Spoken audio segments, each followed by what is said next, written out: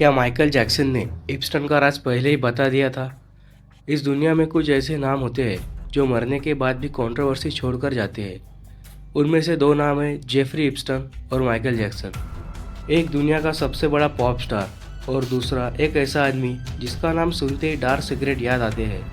लेकिन आज सवाल सिंपल नहीं है, क्या माइकल जैक्सन का इप्स्टन के साथ कनेक्शन था? क्या माइकल जैक्सन अपने सॉन्ग्स के थ्रू दुनिया को कुछ बताने की कोशिश कर रहा था?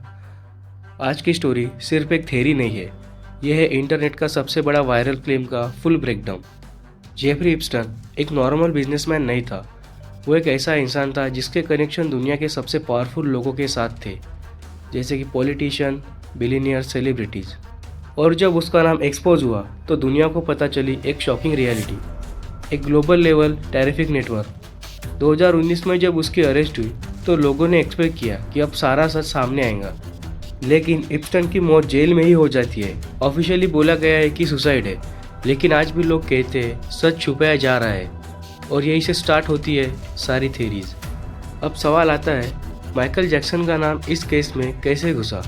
इंटरनेट पर एक थ्योरी वायरल हो गई है जिसमें बोला गया है कि माइकल जैक्सन पावरफुल लोगों को जानता था, उसने इंडस्ट्री के डार्क सीक्रेट देखे थे और उसने अपने सॉन्ग्स के थ्रू हिंट भी दिया था। कुछ लोगों का ये भी कहना है कि माइकल जैक्सन बच्चों को बचाने की कोशिश कर रहा था और इसी वजह से उसको टारगेट किया गया। ये क्लेम सुनने में फिल्मी लगता है, लेकिन वायरल इतने हुए कि लोग सीरियसली बिलीव करने लग गए। अब आते हैं सबसे इंटरेस्टिंग पार्ट पर। माइकल जैक्सन के कुछ सॉन्ग्स को लोग आज कुछ अलग ही नज़र से देख रहे हैं। They don't care about us. इस सॉन्ग में माइकल सिस्टम के अगेन बात करते हैं। लोग कहते हैं ये सिर्फ रेसिज्म या इनजस्टिस नहीं है, बल्कि पावर का इलाइट एंड इनडायरेक्ट अटैक था। Smooth criminal. माइकल इस सॉन्ग में कहते हैं, एनी आर यू ओके? कुछ कॉन्स्पिरेसी बिलीवर कहते हैं ये सॉन्ग किसी विक्टिम के रेफरेंस में हो सकता है। And the last one, leave me alone. इसमें मीडिया और फॉल्स एक्यूजेशन को हाईलाइट किया गया है। लोग इसे कनेक्ट करते हैं माइकल के खुद के स्ट्रगल से। Viral theory versus reality. अब सबसे important part, reality check.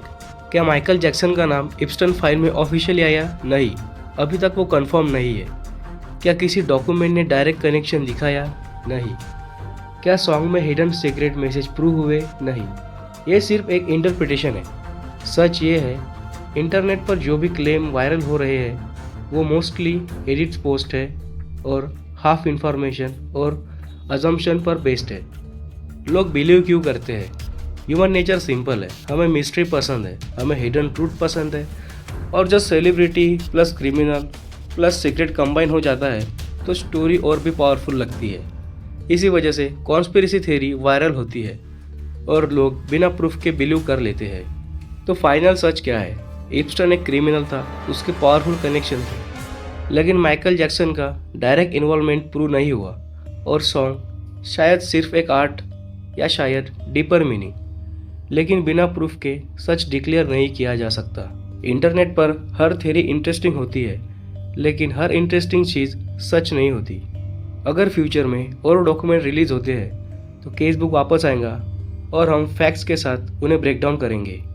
Till then stay aware, stay critical, और किसी भी वायरल क्लेम को ब्लाइंडली बिलीव मत करो। This was case book.